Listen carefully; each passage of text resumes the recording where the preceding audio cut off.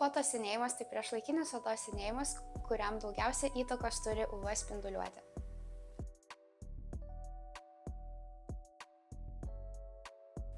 Fotosenėjimą dažnai seka smulkios raukšlelės, pigmentinės dėmės, elastingumo praradimas, bet visą tai galima sustabdyti.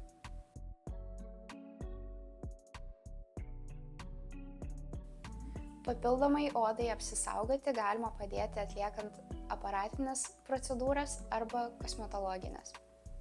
Mūsų kabinete dirbame su NUN technologijomis, taip pat naudojame naujausių technologijų aparatus skirtus veidui, kombinuojant su ultragarso srovėmis. Tiek aparatinės procedūras, tiek kosmetologinės parenkam individualiai pagal jūsų odos tipą bei problemą, tad kviečiame užsukti.